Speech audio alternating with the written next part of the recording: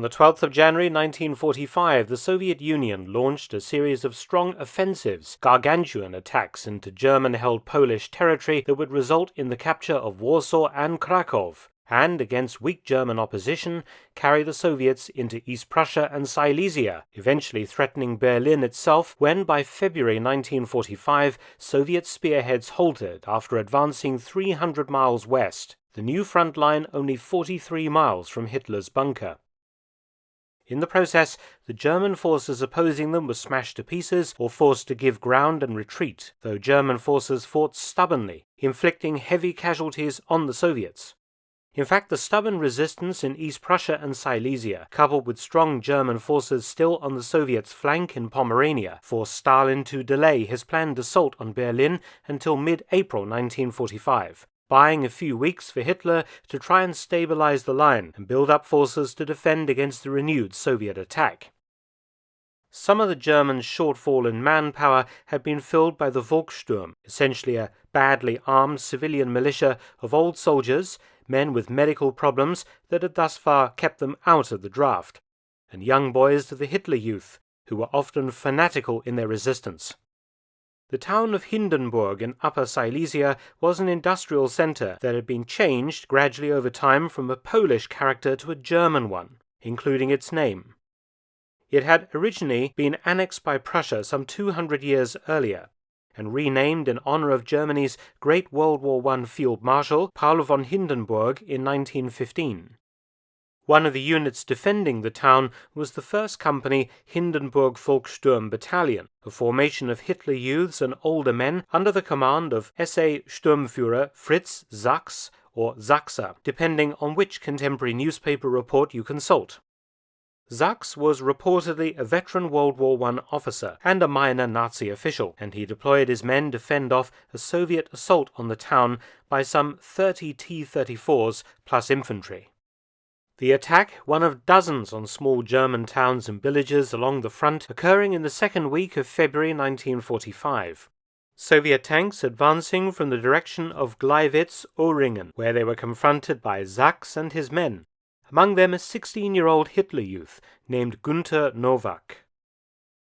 The Volkssturm ambushed the T-34s using Panzerfaust rockets, each of Sachs's men apparently carrying 4 of these cheap but very effective shape-charge weapons into the fight, battling from cellar windows and other prepared positions among the houses. The fighting took place over 2 days and a night, during which time Sachs destroyed 4 Soviet tanks, and Nowak was reported as having destroyed between 9 and 11 enemy tanks, 2 of which were huge Joseph Stalin heavy tanks. This was what SA Sturmführer Sachs recounted to the Feldgendarmerie military police, who picked him up shortly afterwards some distance from Hindenburg, Sachs not having an official reason to be away from his unit.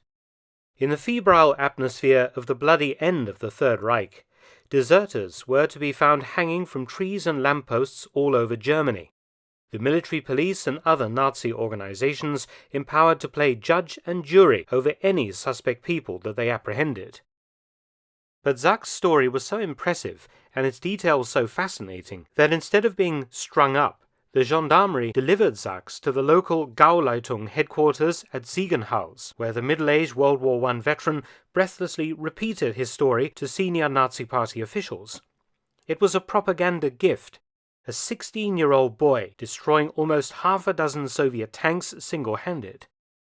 Higher headquarters needed to know. Accordingly, that same day, the Gauleitung sent a précis of Sachs' story to none other than Martin Bormann, chief of the Nazi Party Chancellery in charge of all Gauleiters.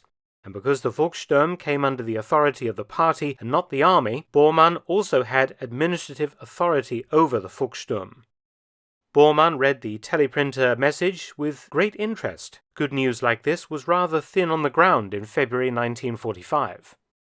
Bormann, who was also Hitler's personal secretary, brought the affair before the Führer himself, who was also transfixed by the story. It was decided to make a big deal out of the incident.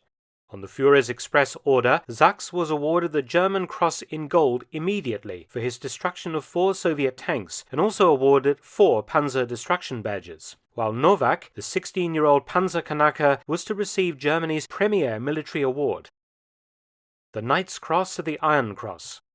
He would be the youngest recipient in the history of the award. Presumably, Hitler would want to decorate Nowak personally in Berlin, similarly to how he was filmed for propaganda reasons a month later distributing Iron Cross second classes and wound badges to Hitler youths outside his Berlin bunker, these youngsters all having distinguished themselves in Volkssturm units against the Soviets, many having knocked out Soviet tanks with Panzerfausts. Accordingly, Dr. Goebbels' propaganda ministry took over the story, generating several news articles about Nowak's courage and daring in an effort to help stiffen national morale at a difficult time. And the 17th Army, to which the Hindenburg Volkssturm Battalion was attached, sent out an order that Nowak was to report to headquarters at once. But Nowak never reported in, despite increasingly desperate calls from both the 17th Army and the Reich Chancellery in Berlin. For 4 weeks, the 17th Army received demands from Bormann to produce Nowak so that he could receive his Knight's Cross from the Führer, and for 4 weeks no one at 17th Army could locate Private Nowak. Eventually, the penny dropped. Bormann and Hitler had been duped. And who had hoodwinked them? None other than Fritz Sachs, the local Volkssturm commander who had been grabbed by a Feldgendarmerie checkpoint far from where he was supposed to have been.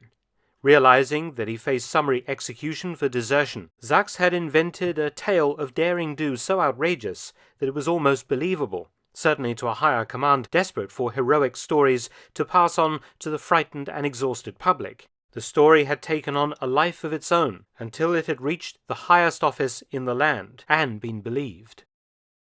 Sachs got his medal and disappeared into the chaos that was Eastern Front. Once Bormann and the army realized the truth, perhaps Sachs was found and subsequently dealt with. Regarding Hitler Youth Nowak, well, the propaganda ministry appears to have circumvented any embarrassment by putting out a rumor that Nowak had been captured by the Soviets before he could receive his Knight's Cross. Many post-war books picked up on this lie by stating that Nowak had died in Soviet captivity when no evidence actually exists that such a hero was ever more than a figment thrown out of the imagination of a man desperate to save his own neck. Indeed, so powerful is this story that even today many publications still list Nowak as the youngest Knight's Cross holder of World War II, demonstrating that a Nazi propaganda piece still lives on over 70 years after the end of World War II. Thanks for watching, please subscribe and share, and also visit my audiobook channel, War Stories with Mark Felton. You can also help to support both of my channels at PayPal and Patreon, details in the description box below.